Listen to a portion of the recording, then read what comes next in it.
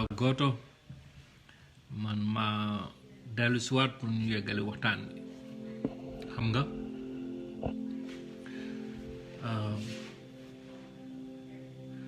Macky Sall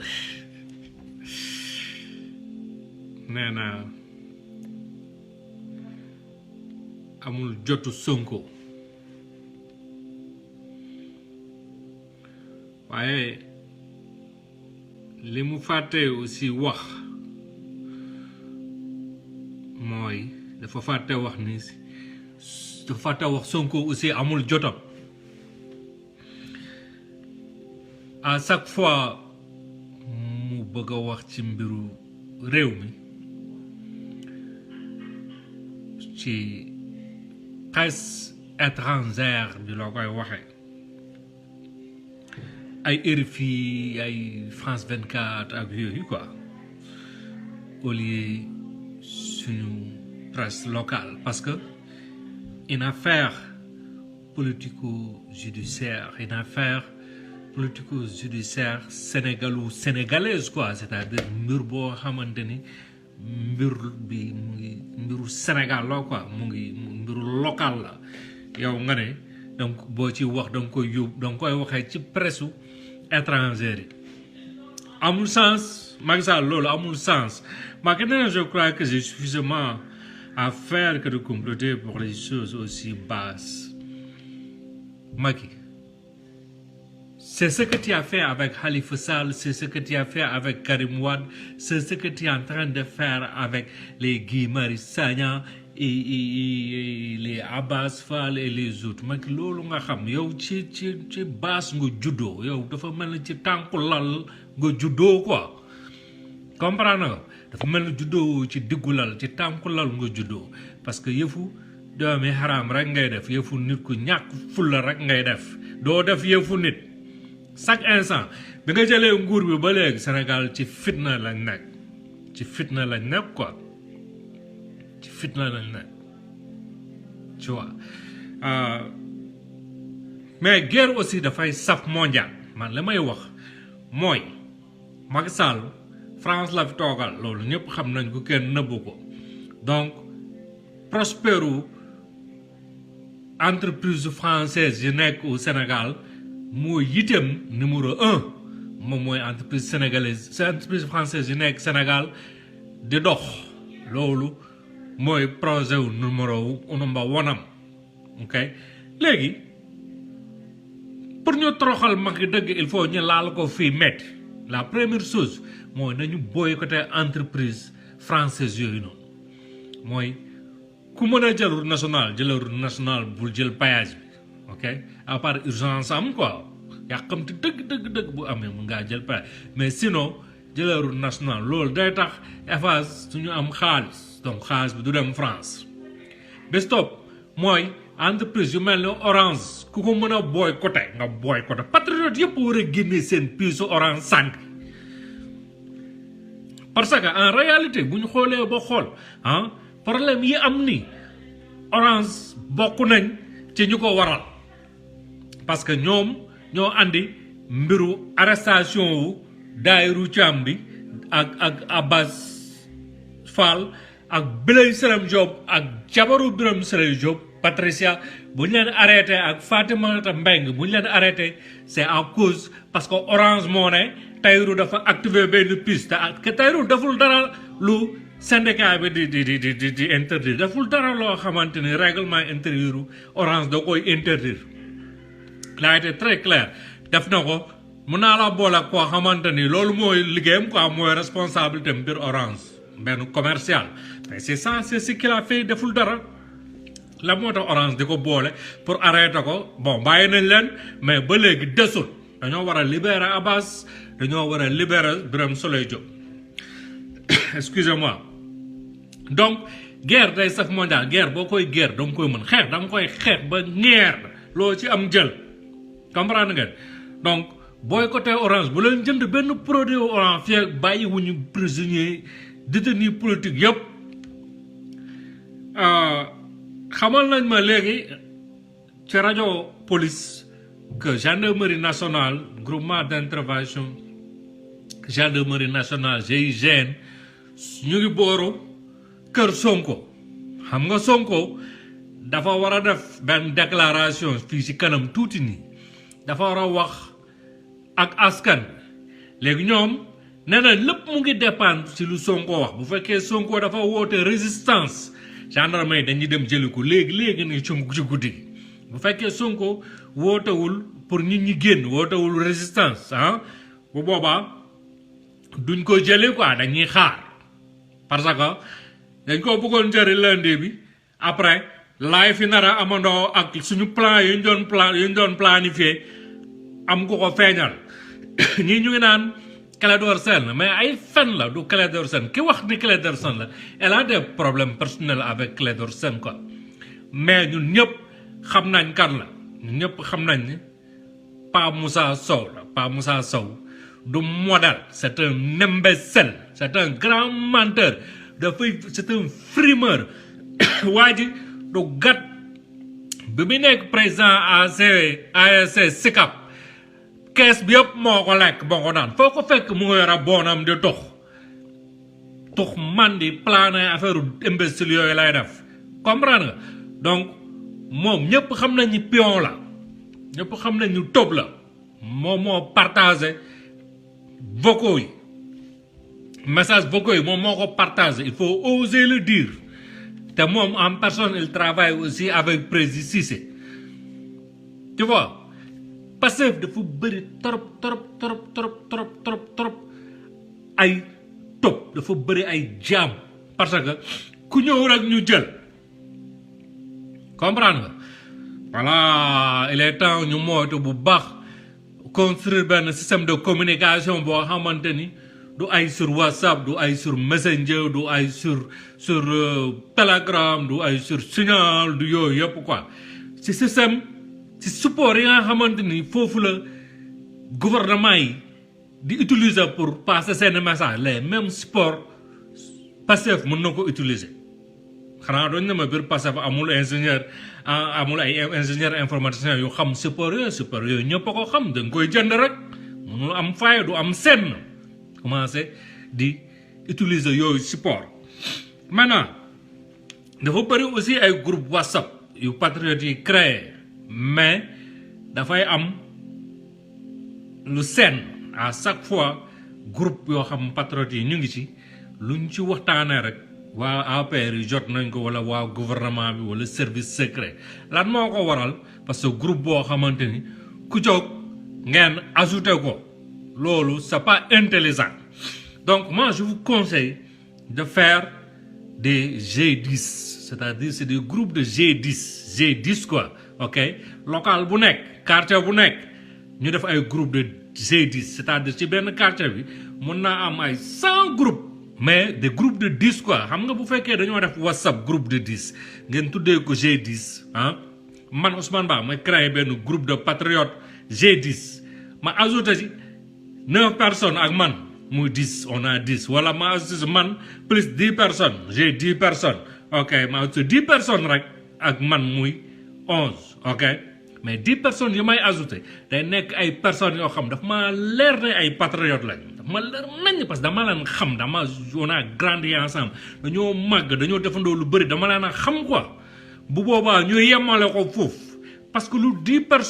personnes yu wóolante yu xamante yu wóolante lu ñu wax bu sennee nañ xam kan moo ko ci sennal te dalul senn sax parce que c'est des 10 personnes yoo xamante ni duñu trahirante c'est des vrais amis voilà les 10 personnes yooyu noonu dañuy gisante presque quotidiennement jarul sax ñuy dem ci WhatsApp bi mais ñuy waxante gémmiñ am nopp après lu 10 personnes mën a def 10 personnes def fële 10 personnes def fële 10 personnes def fële ñoom duñ ñu mën a continuer duñ ñu mën a arrêter parce que dootuñu xam sax yéen 10 personnes la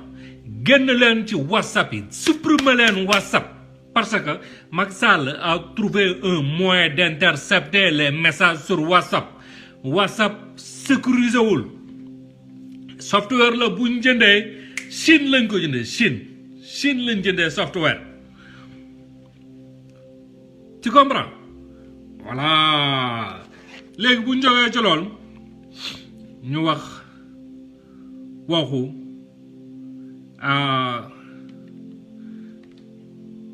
manifestation bi war a am deme mu ngi am 15h30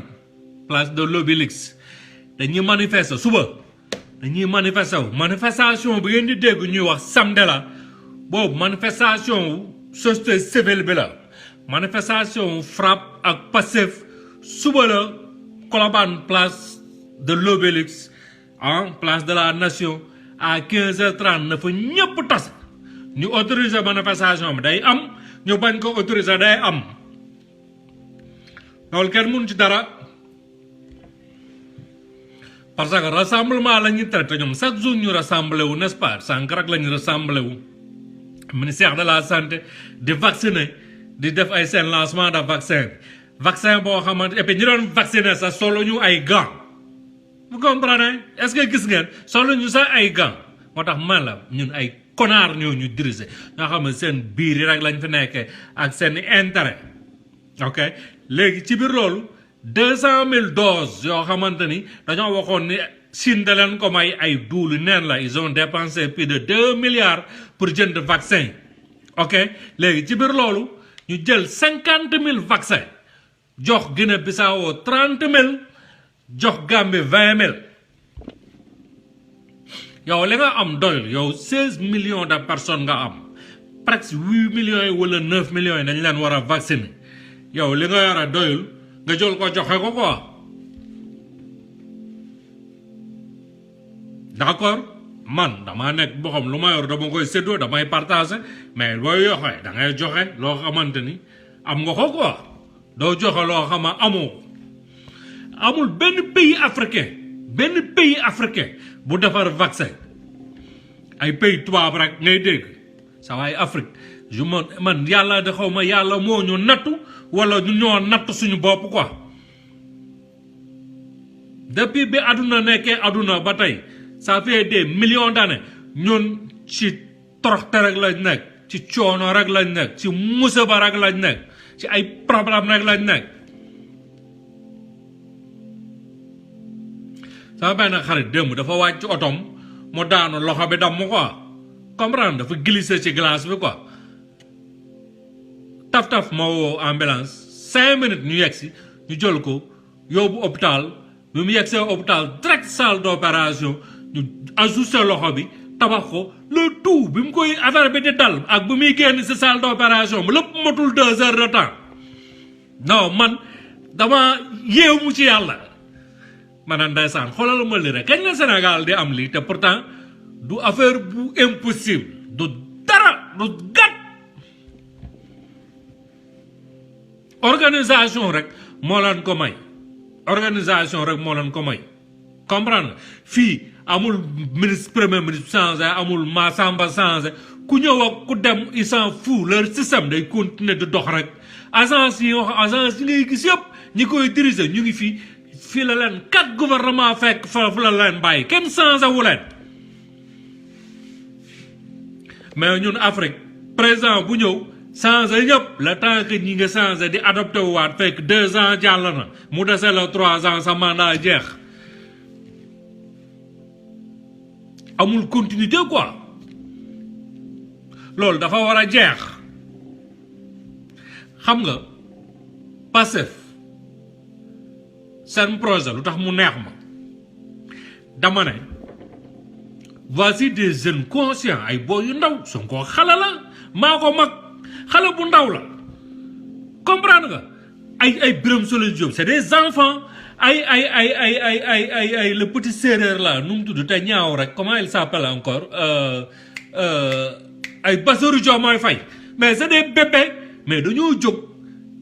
jël seen responsabilité en 2 mains taxaw du ñu nangu ay paa yu mel ni ay Moustapha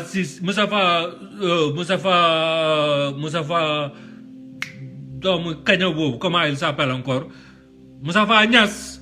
di fi def lu leen neex ay Macky Sall di def lu leen neex mel na ñoo moom nit ñi en réalité c'est des révolutionnaires quoi ces jeunes de Pastef là ñi nga xam ne ñoo créé parce que ñoo jóg pour bañ ay bañkat lañ donc ñooñu li ñuy def ni ñu ngi koy defal peuple bi yow nga nekk boy bu ndaw yow nga ne da nga leen du contre quoi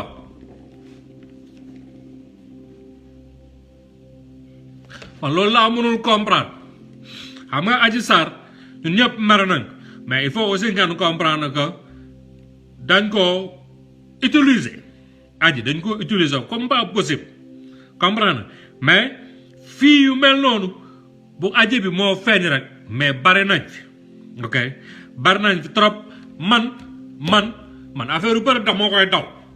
chaque jour xale yu jigéen ñi ñu ngi ci internet di la jéem a piège di la jéem a doxaan di la jéem a lii di la jéem a laa mais dama leen di daw complètement parce que man loolu intéressé tu moo dama ko vivre ba pare as bii nii ay affaire farantu ay affaire lii ay affaire jigéen ay affaire laa intéressé tu ma parce que dara yëngaloo tu ma ci kaw suuf donc arrêté leen waaye lu tax ma wax li xam naa ko parce que ñu nekk di essayer nii man a ngeen arrêté parce que man li ngeen may bëgg a jox loolu namm ma ko sama soxna moo leen dàq 1000 fois moo leen gën a rafet moo leen gën a suluse xeesalul daa xees pecc garafaasul te dafa karawam daa gudd ba ci suuf est-ce que comprendre nga donc yoru leen dara loo xamante ne mun na maa yëngal fii la jigéen ëppee fii jigéen fii taat gratuite la fi gratuite fii jigéen gratuite la fi yu mel ni ci ne nag waaw ku am loolu ba pare daa faala jigéen bu nekk Paris wala France wala feneen di la wan ay taat wala di la wan ay ween wala di la man du ma boobu góor sa waay loolu yëngalu ma man dama pare léegi nag boo gisee message yu bëri du ma ko tontu affaire bañante ak suufante ak affaire tëb yi nekk entre les activistes entre yéen ñuy wax ne ay patriotes lañ parce que am naa expérience bu ma dal ci bon laa boo xam ne def moo ko dara dama ko doon jàppale di ko dimbale gis nga après li ma fa yàq yooyu dama koy éviter moo tax ñoom ñi ñëpp dama bind su bëri du ma leen tontu du ma leen sax tontu parce que aussi caga kenn du ko nax ñaari yoon quoi léegi lu tax ma ne ñu mel ni Adji Sarr bari nañ fi lu ko waral lu si gën a bëri aussi responsabilité wu parents yi la quoi Sénégal wax dëgg fa yàlla da ngay gis ko am ay ñaari jabar 3 jabar 4 jabar jur doom yu dul jeex toppatoo sa doom xooloo ci lu nekk encadré woo leen yaroo leen defoo dara ci ñoom nga bëgg ñu màgg baax mënul nekk impossible bu ñu màggee duñ baax parce que dafa am loo xam ne doom bu ko rëccee rek c'est fini munoo fexe ba def ko ci moom parce que ci bas âge rek lañ ko mën a dugal ci moom mooy lan mooy qualité mooy fula mooy fayda mooy kersa mooy jom mooy am looy bañ am looy ragal am looy jomb loolu ci xale rek lañ ko mën a def pour mu màggaale ko boo bëggee bàyyi ba société bi yàq ko nga bëgg ko def ci moom du nekk mënul nekk c'est impossible donc ñun ñëpp dañoo am part de responsabilité ci lu dal Adji Sarr parce que société bi suñu société moo yàq Adji Sarr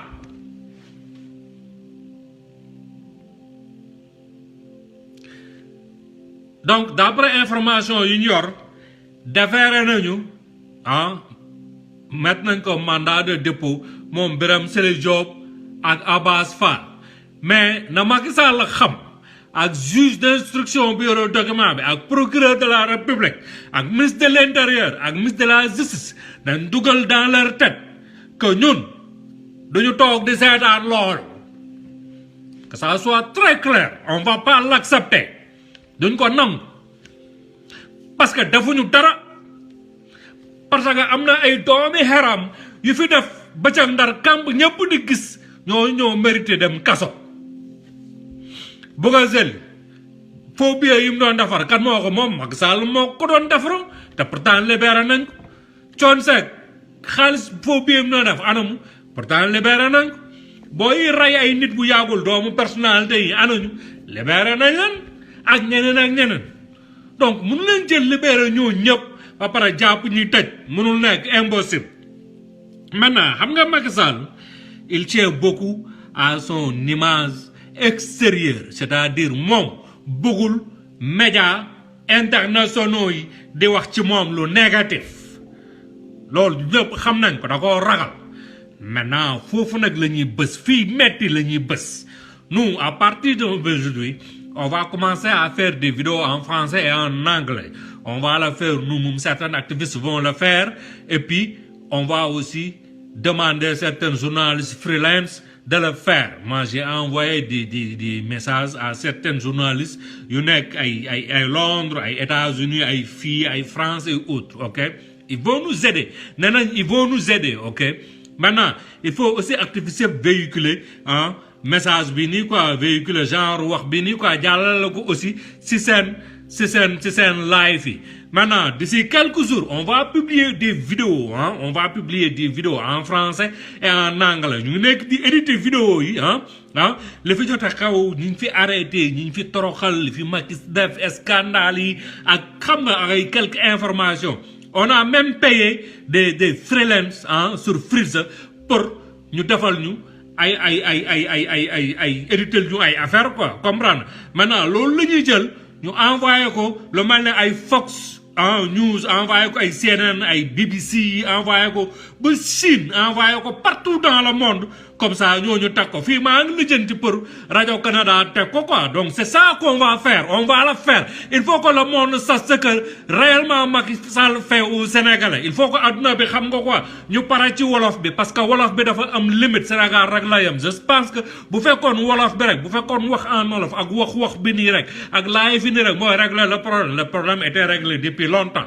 maintenant il est temps ñu dem ci phase supérieure quoi ñu dem to the next level ok moom mooy nañ jël affaire yi envoyé ko ay Nations Unies def ay vidéos en français en anglais et dans d'autres langues même en italien en espagnol on peut le faire certains parmi nous dañuy làkk espagnol italien et autres c'est ça le prochain combat bu fekkee bëggul libérer les prisonniers politiques bu fekkee bëgguñu retirer seen levée d'immunité bi ñu bëgg a defal Sonko bu fekkee bëgguñu classer dossier wu viol bii nii bu fekkee bëgguñu bàyyi Sonko en paix nous dañuy dem ci beneen